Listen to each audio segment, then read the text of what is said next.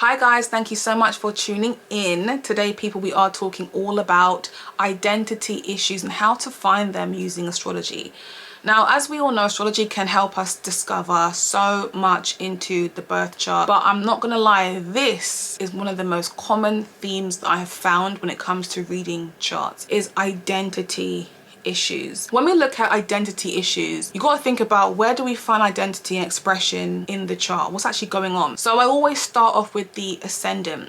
The ascendant is your physical body, appearance, persona, identity. It's your outlook on life, but it's also how you relate to the self. Now, the sun and the ascendant is important. The degree is also important, but also the aspects to the ascendant all contribute how that person connects to themselves. I look at the ascendant as, yes, this is who we are, but it's also who we need to grow into below the surface. For example, I did a reading for a client today, and that person has definitely inspired this video to go out today. But I did a reading for a client and they had a 24-degree rising. The 24th degree links us to Pisces degree, which is degree theories. So 12 degrees and 24 degrees is usually a degree that we would see someone who may come into the world and feel a little bit uneasy in terms of how they relate to themselves and who they are. Also as well, Aries degrees I found to be quite common on the ascendant, with someone who needs to step into who they are, you know, utilize their sense of identity. I've also found when it comes to the sign on the ascendant to be quite common, Pisces risings, man. Pisces risings is the most common rising I've found where people are struggling to connect with the self. I've also found Gemini risings to be very common as well. I identify with that because when I was starting my journey in astrology, I never identified with being a Gemini rising. And it's like, I get why I didn't now, but back then I understand, you know, not quite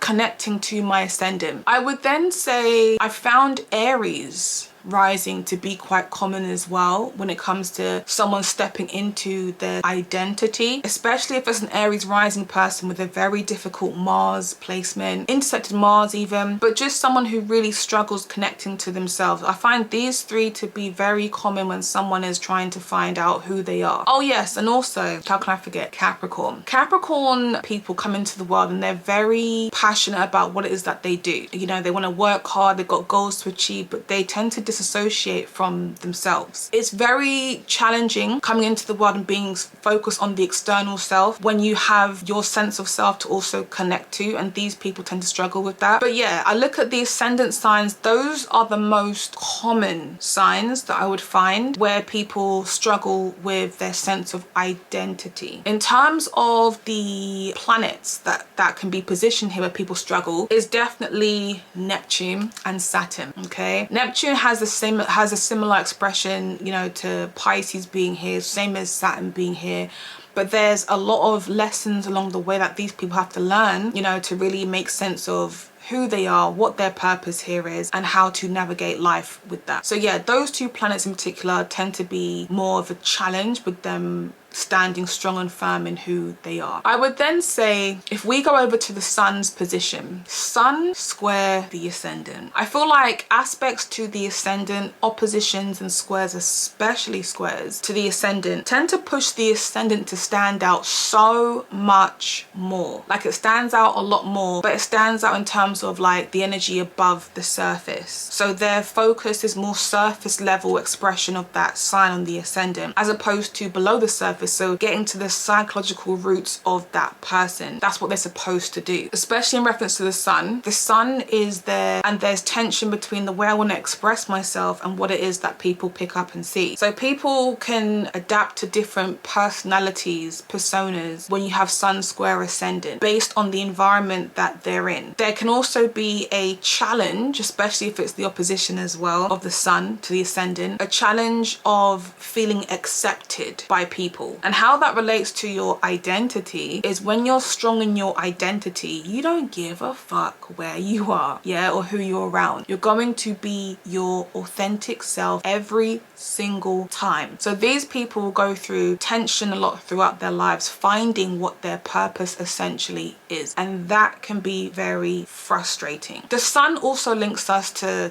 dad and very domineering figures in our lives. The sun square ascendant can feel a bit threatened, you know, when it comes across figures, you know, like that, who have very strong domineering personalities. So they tend to kind of like portray a different persona around them. And this is also how they learn to survive, especially in their youth and their childhood. So Neptune conjunct the sun, Neptune square, I want to say square in opposition more so conjunct the sun. But Neptune aspecting the sun can be really challenging in terms of your identity. We see someone who's raised without a domineering figure to kind of like guide them towards strengthening their identity, you know, reaching their goals, their aspirations. With that missing link, that alone can be difficult for that person to find their soul's purpose. And they keep looking outside of themselves as opposed to looking for themselves. So once they find themselves, they then find their career and their purpose. That also in terms of like their identity, because they didn't have that figure in their life, that father figure, there can be identity issues going on. This is also very relatable to having your sun in your 12th house as well. Oh, how could I forget? First house ruler in the 12th house. This is something that I have as well. When you have the first house ruler in the 12th house, it does create a lot of issues around your identity, you connecting to yourself. The 12th house is the house of the unconsciousness, your escapism, solitude, isolation, fear, guilt, grief, sorrow. It's really hard for people to fully grasp what you are here to do. What is that term? Disassociation from self. I forgot what the actual term is, but when you walk past yourself in the mirror, like you don't know who that person is. Like you see yourself, but you don't feel connected to that person. It is for that. But you just feel like that's not me. How you choose to dress isn't actually you, isn't actually how you see yourself. So it's kind of hard to feel connected to the self. 12th house stelliums, 3rd house stelliums. 12th house stelliums, especially if your sun and your moon is positioned in here, first house ruler, 12th is in the 12th house. There can be issues around that because you come into the world feeling as though you haven't been given the best start in life. And most of the time 12th house stellium people haven't, especially if it's your sun and your moon come into the world and you're feeling as though like life just ain't fair. I have a difficult start in the world, but I haven't been put in a position where I can excel. Like my parents haven't been strong figures in my life to encourage me to be strong in who I want to be or who I am. So I'm always feeling as though I'm searching for the real me, you know, for who I am. In terms of like the 3rd house stelliums as well do tend to struggle a lot with their identity, or I feel like it's more so career focused, but because this is Gemini energy, because they're focused on career, there's not a lot of connecting to the self as well. Oh my god, how can I forget? The sun conjunct the south node. This is something that I have personally dated, I've been around very closely, and I've seen it play out. It kind of feels like in this lifetime there is a push and pull towards what I'm doing, where I'm going, and it just feels like, damn, like why am I not in the career that I want to be in? You know, I'm working a job, I get paid very well, you know, but I'm not feeling that fire in my belly. And a lot of the times, because the north node represents a directional point of where you're trying to get to, and the sun is opposing that north node, conjunct the south node, you're always going to feel like I'm not where I want to be. I'm not spiritually in a position where I feel content. What you're supposed to do with this conjunction is you've got to do a lot of working on yourself. When you do a lot of inside work, you focus on your personal development, your spiritualism, coming into the world, and what are you contributing to society. That's when the career follows. But in this lifetime, it's not about you becoming established in this big career. Your identity is way more important than you establishing this big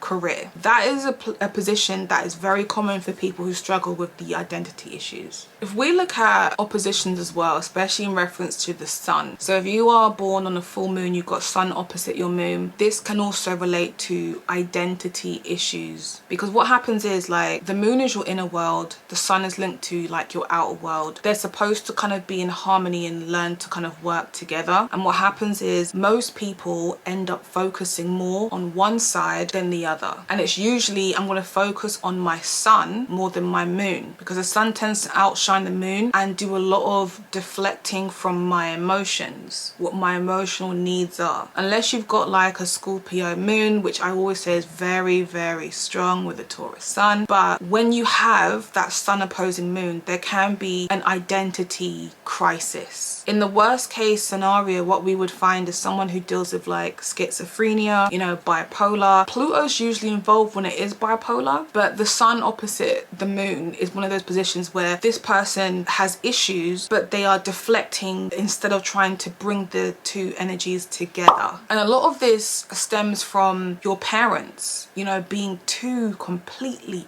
opposite people, and you having two opposite relationships with these people, and how that has played havoc on how you learn to survive in your home environment. This is also similar, moon in conjunct sun, right? So that's like Aries sun, Virgo moon, like Virgo sun, Aquarius moon, like in conjunctions, right? And it's a challenge because in conjunctions are looked at as out of balance aspects, and these aspects have a hard time relating to each other. I always describe it as like you're at a house party, yeah, and you see someone that you know, but you don't want to say hello, so you're avoiding them, and it's awkward. So these two planets are exactly the same. It's awkward energy. And imagine being awkward when it comes to the way in which you express yourself and also how you feel. It's just an awkwardness. I want to also highlight aspects to the ascendant, but especially like in conjunctions. Whenever I look at sun, it has in conjunctions involved, like sun in conjunct Neptune, sun in conjunct the ascendant, sun in conjunct the midheaven, sun in conjunct the north node. It's going to have a lot more challenges involved with connecting to the identity, or at least the expression of the self, which makes it harder for the individual to essentially connect with what their purpose is. Sometimes when it comes to looking at charts,